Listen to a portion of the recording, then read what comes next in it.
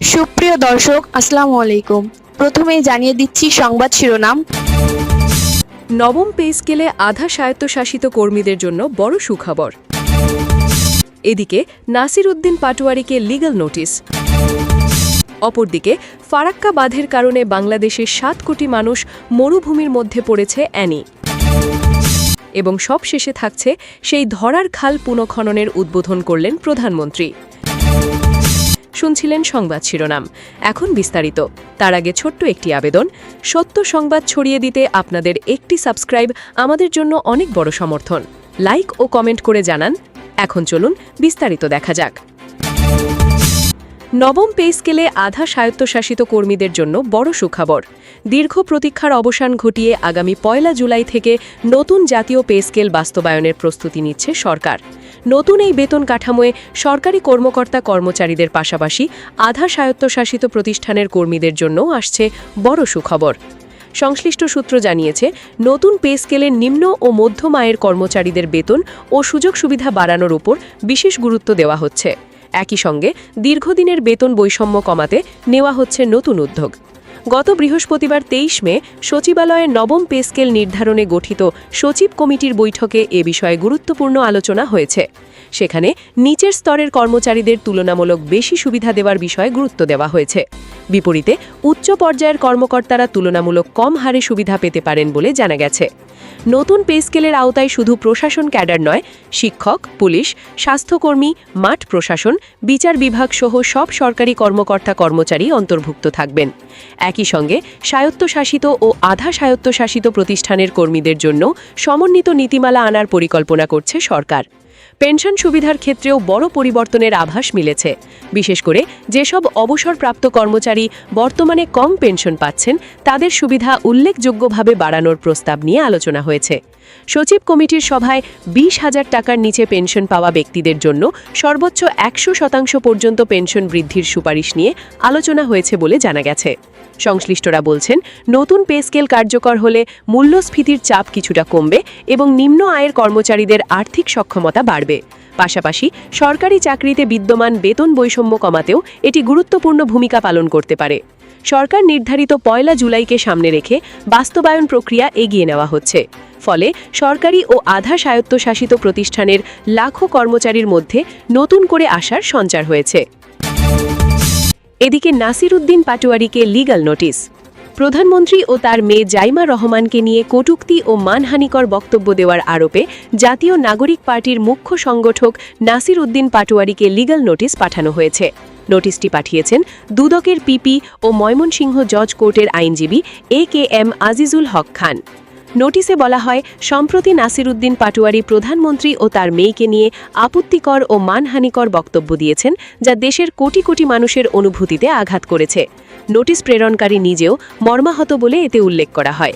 এছাড়া নিজের ফেসবুকে দেওয়া এক স্ট্যাটাসে তিনি উল্লেখ করেন, কেন তার বিরুদ্ধে মানহানির মামলা দায়ের করা হবে না, এ বিষয়ে আগামী ১৫ দিনের মধ্যে লিখিত ব্যাখ্যা দিতে হবে। নির্ধারিত সময়ের মধ্যে জবাব না দিলে তার বিরুদ্ধে আদালতে আইনি ব্যবস্থা নেওয়া হবে বলেও সতর্ক করা হয়েছে। নোটিশে যোগাযোগের ঠিকানা হিসেবে উল্লেখ করা হয়েছে অ্যাডভোকেট AKM আজিজুল হক খান, জজ কোর্ট ময়মনসিংহ, জুবেদ আলী ভবন, কক্ষ নং ৮৫, ময়মনসিংহ জেলা আইনজীবী সমিতি। অপরদিকে ফারাক্কা বাঁধের কারণে বাংলাদেশের ৭ কোটি মানুষ মরুভূমির মধ্যে পড়েছে অ্যানি। ফারাক্কা বাঁধের বিরূপ প্রভাবে বাংলাদেশের ৩ ভাগের ১ ভাগ অঞ্চল অর্থাৎ প্রায় ২৪ থেকে ২৬টি জেলা এবং ৭ কোটি মানুষ আজ মরুভূমির মতো চরম সংকটের মুখে পড়েছে বলে মন্তব্য করেছেন পানি সম্পদ মন্ত্রী শহীদ উদ্দিন চৌধুরী অ্যানি। তিনি বলেন, এই সংকট থেকে দেশকে উদ্ধার করতে বর্তমান সরকার পদ্মা ব্যারেজ প্রকল্প বাস্তবায়নে জোর দিয়েছে এবং তিস্তা মহাপরিকল্পনার কাজ সমাপ্ত করার লক্ষ্যে কাজ করছে। শনিবার জাতীয় প্রেস ক্লাবের তোফাজ্জল হোসেন মানিক মিয়া হলে জাতীয় নদী দিবস উপলক্ষে নোঙর ট্রাস্ট আয়োজিত আলোচনা সভায় তিনি এসব বলেন। তিস্তা ব্যারেজ ও মহাপরিকল্পনা প্রসঙ্গে পানি সম্পদ মন্ত্রী বলেন, তিস্তা পাড়ের মানুষের স্বার্থ রক্ষা করা আমাদের অধিকার। বিগত ৩ মাস মন্ত্রণালয়ে কাজ করতে গিয়ে দেখেছি, এই প্রকল্প নিয়ে যে প্রকৃত কাজ হওয়ার দরকার ছিল তা এখনও সমাপ্ত হয়নি, তাই আমাদের নতুনভাবে কাজ শুরু করতে হয়েছে। তিনি জানান, মন্ত্রণালয়ের ৩টি সহযোগী সংস্থা IWM, CEGIS এবং ওয়ার্পো গত ৩ মাস ধরে তিস্তা অঞ্চলে মাঠ পর্যায়ে কাজ করছে। বিশেষজ্ঞদের মতামত ও পর্যালোচনার ভিত্তিতে তিস্তা মহাপরিকল্পনা কোন প্রক্রিয়ায় বাস্তবায়ন করা হবে তার চূড়ান্ত সিদ্ধান্ত নেওয়া হবে এবং তিস্তা পাড়ের 5 জেলার মানুষের উন্নয়নই এই প্রকল্পের মূল লক্ষ্য। পদ্মা ব্যারেজ প্রকল্প নিয়ে মন্ত্রী বলেন, 2002 সালে তৎকালীন সরকারের আমলে দেশি বিদেশি বিশেষজ্ঞদের নিয়ে পদ্মা ব্যারেজের প্রাথমিক সমীক্ষা শুরু হয়েছিল। এরপর দীর্ঘ সময় এটি স্থবির থাকার পর বর্তমান সরকার নতুন করে এর যাত্রা শুরু করেছে। কারিগরি ও বিশেষজ্ঞ দলের চুলোচেরা বিশ্লেষণ শেষে দেশের স্বার্থ সমুন্নত রেখে এই প্রকল্পের কাজ শুরু হবে। ভারতের সঙ্গে পানির হিস্সা ও গঙ্গা চুক্তি প্রসঙ্গে তিনি জানান, চুক্তি অনুযায়ী 10 দিন পর পর পানির প্রবাহ পর্যবেক্ষণ করা হচ্ছে এবং উজানে ও ভাটিতে পানির পরিমাপের ভারসাম্য বজায় রাখতে দুই দেশের যৌথ নদী কমিশন এবং কারিগরি দল নিয়মিত কাজ করছে। গত পরশুদিনও বাংলাদেশের একটি বিশেষজ্ঞ দল ভারতের কলকাতায় গিয়ে ফারাক্কা ব্যারেজ সংলগ্ন এলাকা পরিদর্শন ও দ্বিপাক্ষিক আলোচনা করেছে, যাদের রিপোর্টের ভিত্তিতে পরবর্তী পদক্ষেপ নেওয়া হবে। বক্তব্যের এক পর্যায়ে মন্ত্রী দেশের বর্তমান রাজনৈতিক ও আইন শৃঙ্খলা পরিস্থিতি নিয়ে কথা বলেন। শিশু রামিসা হত্যাকাণ্ডের প্রসঙ্গ টেনে তিনি বলেন, ঘটনার 24 ঘণ্টার মধ্যে আসামিকে গ্রেফতার করা হয়েছে এবং সরকারের শীর্ষ নেতৃত্ব নিহতের পরিবারের পাশে দাঁড়িয়েছে। কিন্তু একটি মহল এই আইনি প্রক্রিয়াকে বাধাগ্রস্ত করতে এবং সরকারকে চাপে ফেলতে প্রতিনিয়ত মব বা বিশৃঙ্খল পরিস্থিতি তৈরির চেষ্টা করছে, যা কোনোভাবেই সহযোগিতা হতে পারে না। বিরোধী দলগুলির সমালোচনা করে তিনি বলেন, দীর্ঘ প্রায় 18 বছরের ফ্যাসিস্টবাদী শাসনের পর দেশ পুনর্গঠনে মাত্র 3 মাস পর্যাপ্ত নয়। এ সময় সরকারকে সহযোগিতা না করে বিভিন্ন অশালীন বক্তব্য ও অপ্রচার চালানো জাতি প্রত্যাশা করে না।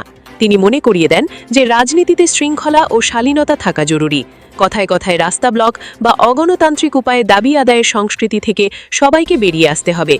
যে কোনো ভুল ত্রুটি আলোচনার মাধ্যমে সমাধান সম্ভব উল্লেখ করে গণতান্ত্রিক বাংলাদেশ গড়ে তুলতে এবং দেশের নদীগুলিকে বাঁচাতে মন্ত্রী সাংবাদিক সহ দেশের সকল সচেতন নাগরিককে ঐক্যবদ্ধভাবে সরকারকে সহযোগিতা করার আহ্বান জানান।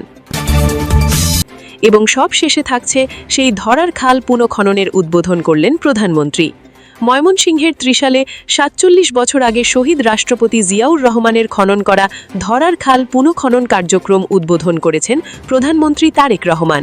শনিবার দুপুর 2:30টার দিকে নিজে মাটি কেটে এ খনন কার্যক্রম চালু করেন প্রধানমন্ত্রী।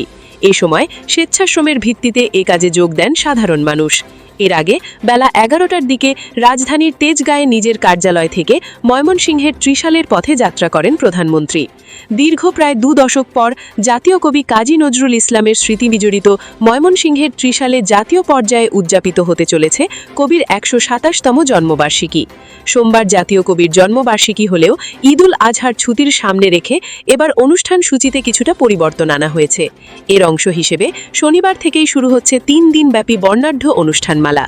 প্রধানমন্ত্রী তারেক রহমান আনুষ্ঠানিকভাবে নজরুল জয়ন্তী উৎসবের উদ্বোধন করবেন এবং সরকারি নজরুল একাডেমি মাঠের ঐতিহ্যবাহী নজরুল মঞ্চে বক্তব্য দেবেন। প্রধানমন্ত্রীকে বরণ করতে প্রস্তুত করা হয়েছে ত্রিশালের নজরুল মঞ্চ। জন্মবার্ষিকী উদযাপন উপলক্ষে শেষ মুহূর্তের প্রস্তুতিতে সাজানো হয়েছে পুরো মঞ্চ এবং আশপাশের এলাকা। আলোকসজ্জা, নান্দনিক সাজসজ্জা ও নিরাপত্তা ব্যবস্থায় ইতিমধ্যে নতুন রূপ পেয়েছে অনুষ্ঠানস্থল। প্রশাসনের পক্ষ থেকে নেওয়া হয়েছে কঠোর নিরাপত্তা ব্যবস্থা। আইন শৃঙ্খলা রক্ষাকারী বাহিনীর সদস্যরা ইতিমধ্যে বিভিন্ন গুরুত্বপূর্ণ স্থানে নজরদারি বাড়িয়েছেন। সাংস্কৃতিক অঙ্গনেও বইছে প্রাণচাঞ্চল্য।